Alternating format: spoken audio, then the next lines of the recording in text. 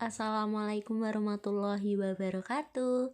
Kami dari kelompok 1 ingin menjelaskan mengenai pengertian dan sejarah perkembangan semantik yang terdiri dari beberapa anggota antara lain Riri Nikmatul Huri dengan NIM 2101421044, Abitria Fatmaning Dias dengan NIM 2101421026, Nafisatul Khairiyah dengan NIM 2101421046, Hanifa Kinanti dengan NIM 2101421051, Fiktin Falasifah dengan NIM 2101421042, Nurul Jumrah dengan 2101421021. Perkenalkan, saya Riri Nikmatul Huri dengan NIM 21014211044 dari Rombel PBSI 2. Di sini saya akan memaparkan materi dari tugas kelompok saya, yakni materi saya mengenai pengertian semantik. Baik, pertama-tama yakni pengertian semantik secara umum.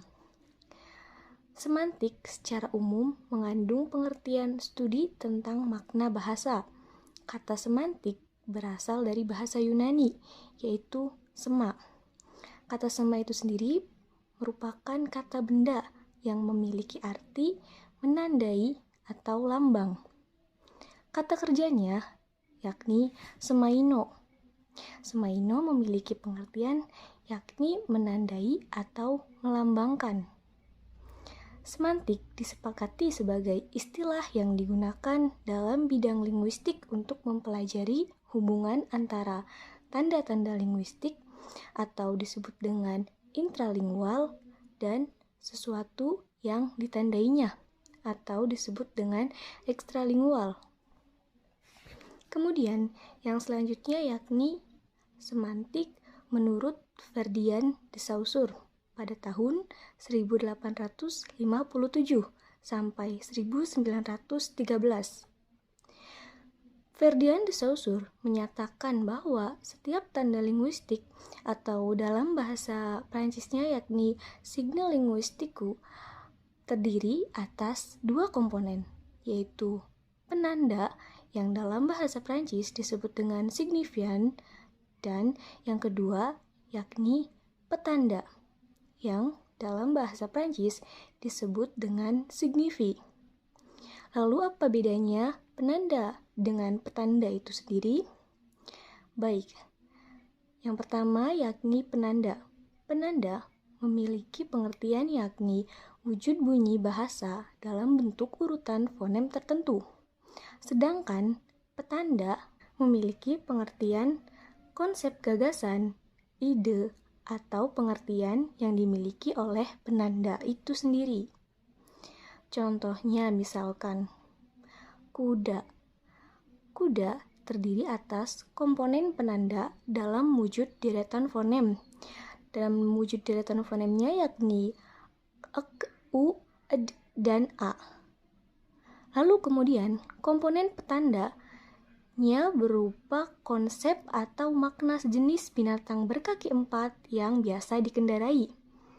Jadi tanda linguistik ini terdiri atas penanda dalam wujud deretan fonem ek, u, ed, dan a, kemudian petanda yang berupa konsep sejenis binatang berkaki 4 yang biasa dikendarai, mengacu pada sebuah referen, yakni seekor kuda itu sendiri.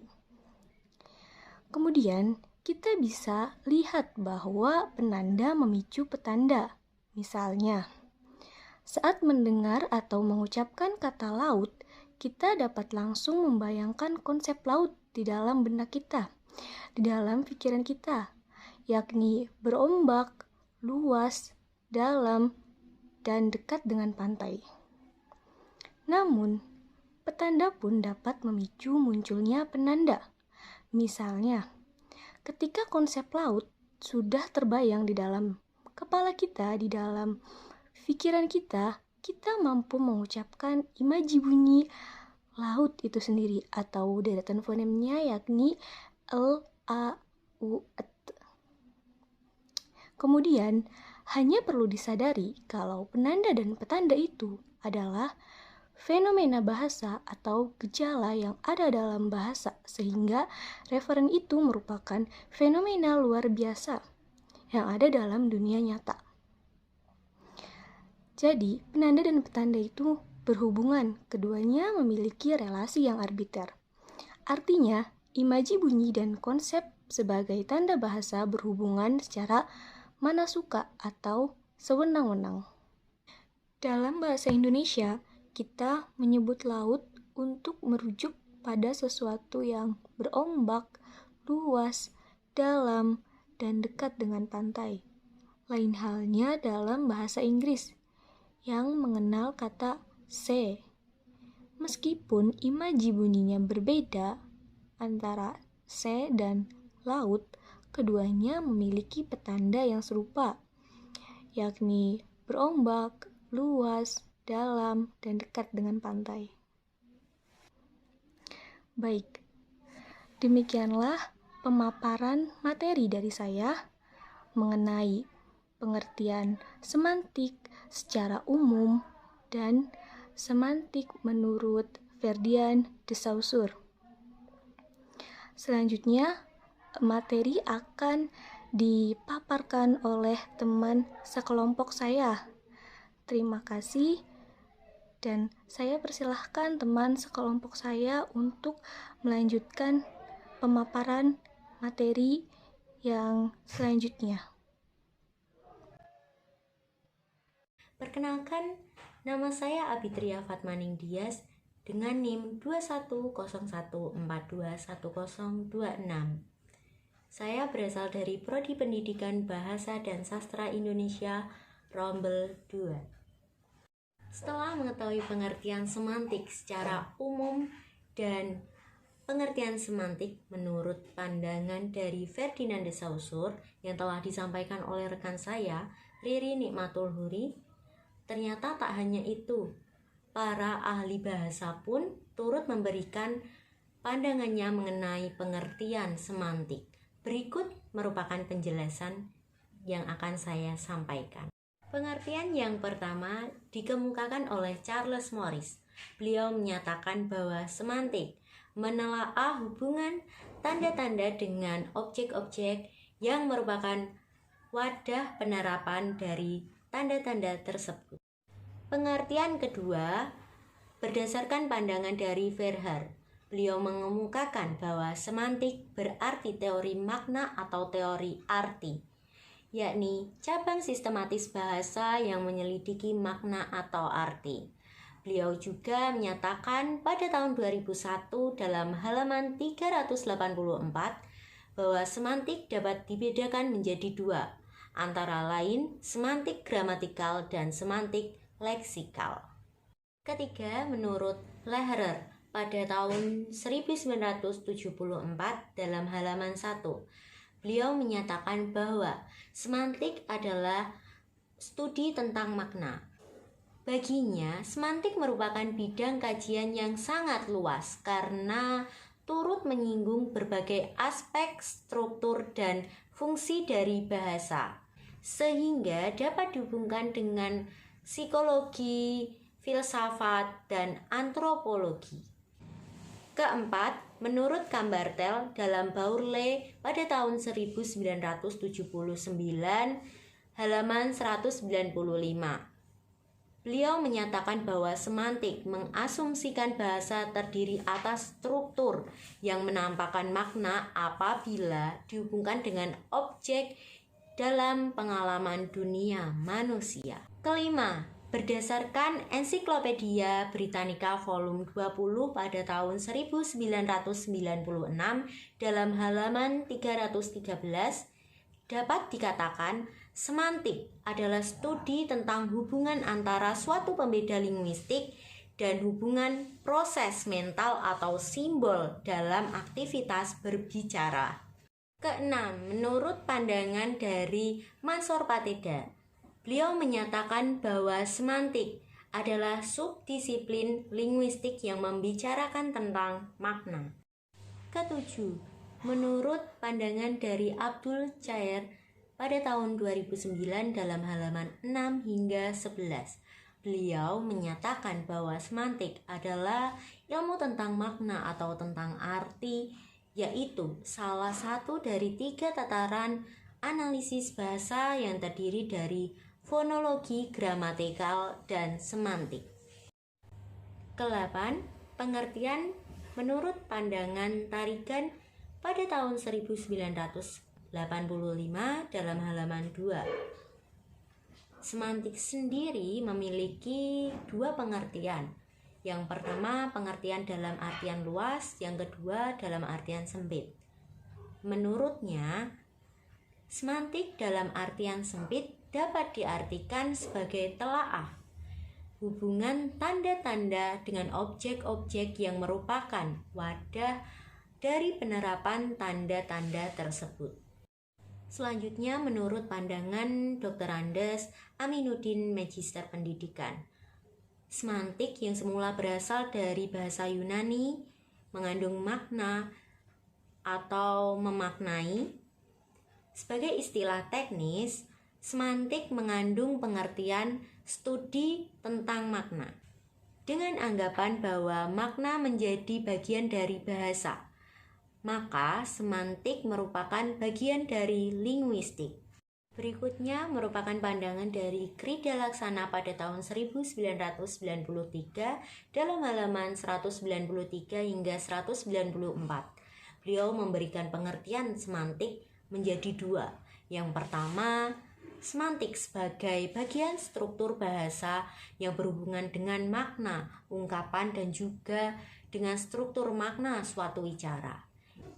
Yang kedua, semantik sebagai suatu sistem dan penyelidikan makna dan arti dalam suatu bahasa atau bahasa pada umumnya. Selanjutnya, menurut pandangan dari Keraf pada tahun 1982, beliau mengemukakan bahwa semantik adalah bagian dari tata bahasa yang meneliti makna dalam bahasa tertentu, mencari asal mula dan perkembangan dari arti suatu kata.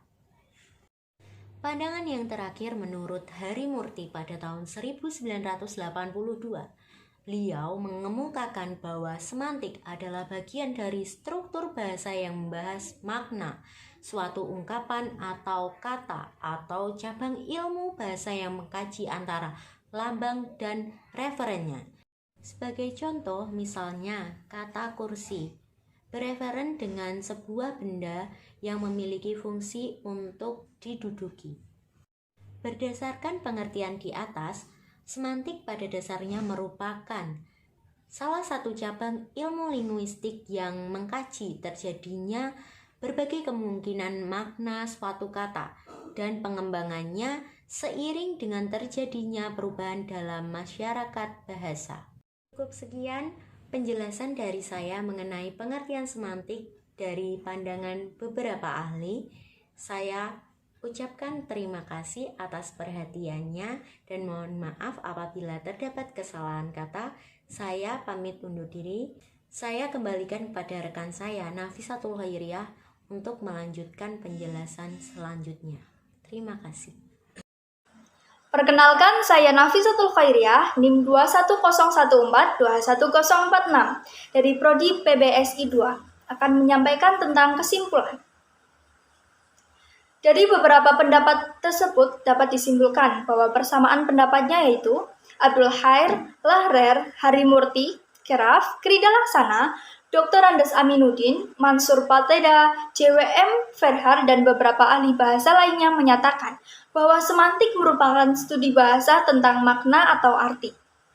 Perbedaan dalam mendeskripsikan semantik, Lahrer menghubungkan semantik dengan psikologi, filsafat, dan antropologi, sedangkan Cambertel menghubungkannya dengan objek dalam pengalaman dunia manusia. Dari pemaknaan para ahli tersebut, secara umum, kata semantik itu kemudian disepakati sebagai istilah yang digunakan untuk bidang linguistik yang mempelajari hubungan antara tanda-tanda linguistik dan hal-hal yang ditandainya. Dengan kata lain, dapat dikatakan bahwa semantik merupakan bidang studi linguistik yang mempelajari makna atau arti bahasa. Oleh karena itu, kata semantik dapat diartikan sebagai ilmu tentang makna atau arti, yaitu salah satu dari 3 tataran analisis bahasa: fonologi, gramatikal, dan semantik. Secara lebih gamblang, semantik dapat dikatakan sebagai ilmu yang mempelajari tentang makna. Selain istilah semantik, dalam sejarah linguistik ada pula digunakan istilah lain seperti semiotika, semiologi, semasiologi, sememik, dan semik untuk merujuk pada bidang studi yang telah mempelajari makna atau arti dari suatu tanda atau lambang. Namun istilah semantik lebih umum digunakan dalam studi linguistik karena istilah-istilah yang lainnya itu mempunyai cakupan objek yang lebih luas, yakni mencakup makna tanda atau lambang pada umumnya. Hal ini termasuk tanda-tanda lalu lintas, kode Morse, dan tanda-tanda ilmu matematika. Sedangkan cakupan semantik hanya makna atau arti yang berkenaan dengan bahasa sebagai alat komunikasi verbal. Sementara itu, semantik juga tidak hanya membahas kata-kata yang bermakna leksikal, tetapi juga membahas makna kata-kata yang tidak bermakna apabila tidak dirangkai dengan kata lain. Misalnya seperti partikel atau kata bantu yang hanya memiliki makna gramatikal. Semantik memegang peranan penting dalam berkomunikasi, karena bahasa yang digunakan dalam berkomunikasi adalah menyampaikan suatu makna. Sebagai contohnya, seseorang menyampaikan ide dan pikirannya kepada lawan bicara, lalu lawan bicaranya bisa memahami apa yang disampaikannya. Hal ini karena ia bisa menyerap makna yang disampaikan dengan baik. Manfaat mempelajari studi semantik sangat tergantung dari bidang yang kita geluti dalam tugas sehari-hari. Seorang wartawan, reporter, atau orang-orang yang berkecimpung dalam dunia persurat kabaran dan pemberitaan akan memperoleh manfaat praktis dari pengetahuannya tentang semantik. Untuk mereka, pengetahuan semantik akan mempermudahkannya dalam memilih dan menggunakan kata dengan makna yang tepat dalam menyampaikan informasi kepada masyarakat umum. Tanpa pemahaman terhadap pemilihan kata dan makna yang tepat, tentu akan sulit bagi mereka untuk dapat menyampaikan informasi secara tepat dan benar. Adapun mereka yang berkecimpung dalam penelitian bahasa, seperti mereka yang belajar di Fakultas Sastra, pengetahuan semantik akan banyak memberi bekal teoritis untuk menganalisis bahasa. Sementara itu, untuk para guru atau calon guru, pengetahuan mengenai semantik akan memberikan manfaat secara teoritis dan praktis. Secara teoritis, seorang guru atau calon guru bahasa harus mempelajari dengan sungguh-sungguh bahasa yang diajarkannya. Teori-teori semantik ini akan mencoba menolongnya memahami dengan lebih baik konsep-konsep bahasa yang akan diajarkannya. Sedangkan secara praktis, para calon guru ini akan memperoleh kemudahan bagi dirinya dalam mengajarkan bahasa itu kepada murid-muridnya. Lalu, apakah semantik juga memiliki peranan bagi masyarakat awam? Bagi masyarakat awam, pengetahuan yang luas akan teori semantik tidaklah diperlukan. Akan tetapi, pemakaian dasar-dasar semantik tentulah masih diperlukan untuk dapat memahami dunia di sekelilingnya, yang penuh dengan informasi dan lalu lintas kebahasaan. Dasar-dasar semantik akan membantu mereka menyerap semua informasi yang disampaikan melalui bahasa, sehingga mereka membutuhkan dasar-dasar itu, sebab mereka tidak akan bisa hidup tanpa memahami alam di sekitarnya. Selain istilah semantik, dikenal pula istilah seperti semiotika, sering juga disebut semiologi dan semasiologi, yang merupakan bidang studi yang mempelajari makna dari suatu lambang atau tanda pada objek cakupan yang lebih luas, yakni mencakup lambang atau tanda pada umumnya.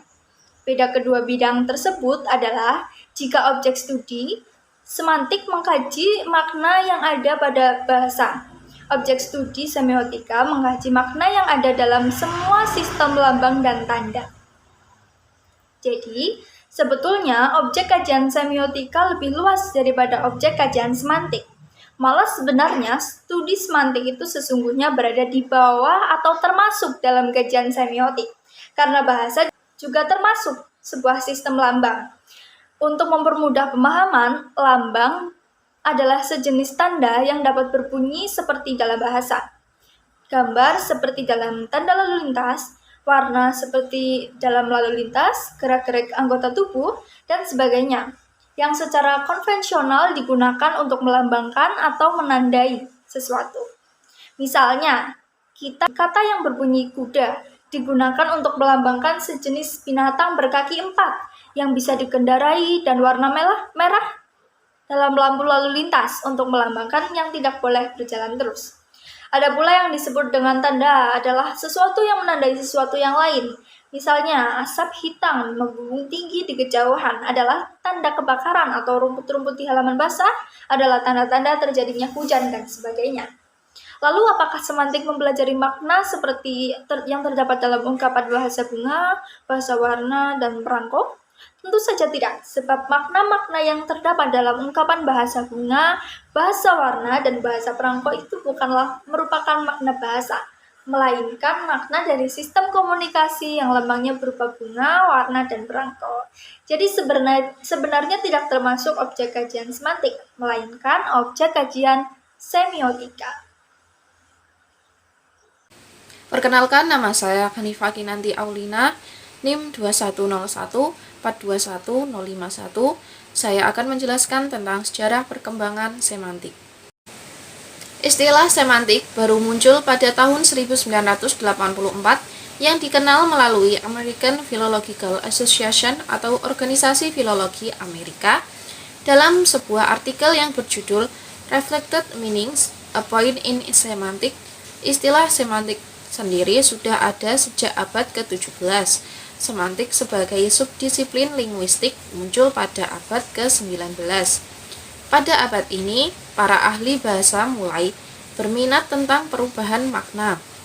Masalah makna ini pun menjadi bagian dasar oleh para ahli linguistik tradisional. Selanjutnya, sejarah semantik dapat juga dibaca dalam artikel An Account of the Word Semantics. Melalui artikel Le Louis Intellectuals du Language tersebut, Brill mengungkapkan istilah semantik sebagai bidang baru dalam keilmuan bahasa Prancis dan sebagai ilmu murni historis atau historical semantic. Historical semantics ini cenderung mempelajari semantik yang berhubungan dengan unsur luar bahasa, dengan perubahan makna melalui logika, psikologi, dan sebagainya. Pada pertengahan dan akhir abad ke-20, bidang semantik ini semakin mendapat perhatian, khususnya dengan kemunculan golongan linguistik transformasi. Golongan ini beranggapan bahwa makna adalah salah satu aspek yang penting dalam bahasa. Ini sama pentingnya dengan kajian terhadap struktur bahasa. Berdasarkan pemikiran Reisig, perkembangan semantik dapat dibagi dalam 3 masa pertumbuhan. Yang pertama, masa pertama. Masa ini meliputi setengah abad. Masa ini disebut Ullmann sebagai underground period. Masa ini dimulai dengan pernyataan Plato, yakni bunyi-bunyi bahasa secara implisit mengandung makna tertentu. Dalam bukunya yang berjudul Cry Philus, Plato telah menggunakan kata semainen. Kemudian salah seorang murid dari Plato, yakni Aristoteles, menghaluskan metafisika tersebut dengan bukunya yang berjudul Filsafat Pertama. Menurut Aristoteles, kata adalah satuan terkecil yang mengandung makna, yaitu makna yang hadir dari kata itu sendiri secara otonom yang disebut dengan makna leksikal. Sedangkan makna yang hadir akibat dari proses gramatika, yakni makna gramatikal. Aristoteleslah orang pertama yang membahas masalah logika sebagai perwujudan lambang yang dimaknai. Melalui logika, perkataan yang samar atau tidak jelas maknanya harus dihindari. Perkembangan pada masa pertama ini dilanjutkan oleh Reisig yang mengemukakan pendapatnya tentang tata bahasa yang dibaginya atas 3 bagian, yakni etimologi, sintaksis, dan semasiologi. Semasiologi adalah studi tentang makna. Dengan kata lain, ia berpadanan dengan istilah semantik. Reisig 1825 sebagai salah seorang ahli klasik mengungkapkan konsep baru tentang grammar atau tata bahasa yang meliputi 3 unsur utama, yakni etimologi, studi asal-usul kata sehubungan dengan perubahan bentuk atau makna, sintaksis, tata kalimat dalam semasiologi, dan ilmu tanda atau makna. Semasiologi sebagai ilmu baru pada 1820 sampai 1925 itu belum disadari sebagai semantik. Istilah semasiologi sendiri adalah istilah yang dikemukakan Reisig. Sebelum saya menyampaikan terkait dengan materi yang akan saya sampaikan pada kesempatan kali ini, saya terlebih dahulu menyampaikan perkenalan terlebih dahulu. Saya Fitin Falasifa dari Prodi Pendidikan Bahasa dan Sastra Indonesia, nomor induk mahasiswa 2101421042 dan dari Rombel 2. Setelah mengetahui mengenai perkembangan semantik pada masa sebelumnya, yakni masa pertama, selanjutnya saya akan menyampaikan bagaimana perkembangan semantik pada masa yang kedua. Pada masa kedua, semantik sebagai ilmu murni historis dan dengan pandangan historikal semantik dan ditandai munculnya karya klasik milik Michel Brel tahun 1883. Berikut penjelasannya. Dalam sejarah ilmu semantik itu dimulai pada awal tahun 1880-an sampai kira-kira setengah abad kemudian. Fase ini itu ditandai dengan munculnya karya milik Michel Brel tahun 1883. Michel Brel merupakan seorang yang berkebangsaan dari Prancis. Melalui karyanya yang berjudul Les Lois Intellectuelles du Language yang diterjemahkan ke dalam bahasa Indonesia yang berjudul Hukum Intelektual Bahasa. Nah, pada masa itu, tahun 1883, meskipun Michel Brel telah menyebutkan bahwa istilah semantik menjadi atau sebagai bidang baru dalam keilmuan seperti halnya Reisig pada masa sebelumnya, ia masih menyebutkan bahwa semantik sebagai ilmu yang murni historis. Di bahasa Prancis istilahnya seperti historical semantik. Dengan demikian, pada masa itu Michel Brel mengaitkan semantik dengan unsur-unsur di luar bahasa itu sendiri. Michel Brel pada masa itu juga membahas terkait perubahan makna, latar belakang perubahan makna, makna yang berhubungan dengan logika, makna yang berhubungan dengan psikologi, dan kriteria lainnya.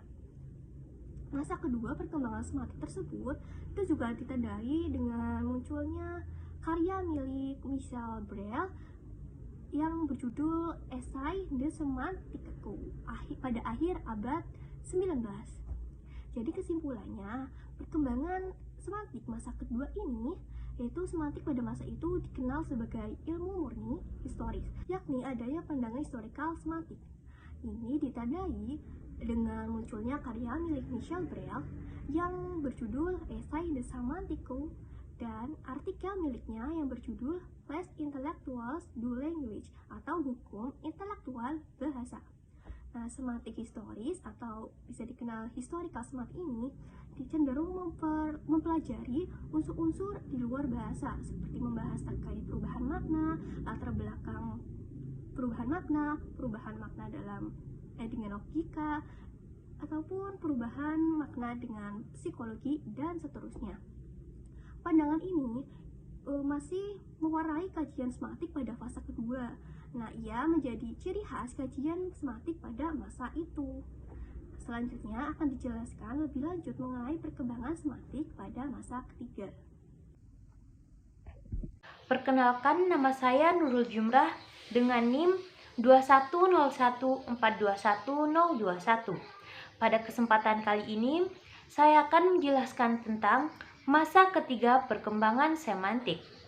Masa ketiga perkembangan semantik ditandai dengan munculnya karya filologi Swedia Gustav Stern pada tahun 1931 yang berjudul Meaning and Change of Meaning with Special Reference to the English Language Stern. Filologi ini melakukan kajian makna secara empiris. Dalam kajian ini, semantik dinyatakan secara tegas sebagai ilmu makna. Akan tetapi, sebelum kelahiran karya Stern, di Jenewa telah diterbitkan bahan kumpulan kuliah dari seorang pengajar bahasa Ferdinand de Saussure yang berjudul Cours de Linguistique General yang sangat menentukan perkembangan linguistik selanjutnya. Pandangan Saussure ini kemudian berkembang menjadi pandangan aliran strukturalisme. Menurut pandangan strukturalisme de Saussure, bahasa merupakan satu sistem yang terdiri atas unsur-unsur yang berhubungan dan merupakan satu kesatuan atau the whole unified. Pandangan ini kemudian dijadikan titik tolak penelitian yang sangat kuat dan mempengaruhi berbagai bidang penelitian, terutama di Eropa. Pandangan semantik kemudian berbeda dengan pandangan sebelumnya setelah karya de Saussure ini muncul. Perbedaan pandangan tersebut antara lain: 1. Pandangan historis mulai ditinggalkan. Yang kedua, perhatian terhadap struktur kosakata mulai ditinggalkan. Yang ketiga, semantik mulai dipengaruhi stilistika. Yang keempat, studi semantik terarah pada bahasa tertentu dan tidak bersifat umum lagi. Yang kelima, hubungan antara bahasa dan pikiran mulai dipelajari karena bahasa merupakan kekuatan menentukan dan mengarahkan pikiran atau perhatian perkembangan dari ide ini terhadap Sapir-Whorf pada tahun 1956, bahasa cermin bangsa. Serta yang ke-8, semantik telah melepaskan diri dari filsafat, tetapi tidak berarti filsafat tidak membantu perkembangan semantik. Pada tahun 1923, muncul buku The Meaning of Meaning, karya Ogden dan Richard, yang menekankan hubungan 3 unsur dasar, yakni thought of reference atau pikiran, sebagai unsur yang menghadirkan makna tertentu yang memiliki hubungan signifikan dengan reference atau acuan. Pikiran juga memiliki hubungan langsung dengan simbol atau lambang. Lambang tidak memiliki hubungan langsung dengan simbol atau lambang. Lambang tidak memiliki hubungan yang arbiter. Sehubungan dengan meaning, para pakar semantik biasa menentukan fakta bahwa asal kata meaning nomina dari to mean verba yang banyak mengandung meaning yang berbeda. Leach pada tahun 1974 menyatakan bahwa ahli-ahli semantik sering tidak wajar memikirkan tentang the meaning of meaning yang diperlukan untuk pengantar studi semantik. Tayangan berikut ini merupakan sumber referensi yang kami gunakan dalam memaparkan materi tersebut. Demikian presentasi dari kelompok kami. Kami mengucapkan terima kasih atas perhatiannya. Mohon maaf apabila terdapat kesalahan kata atau penyampaian kata. Wassalamualaikum warahmatullahi wabarakatuh.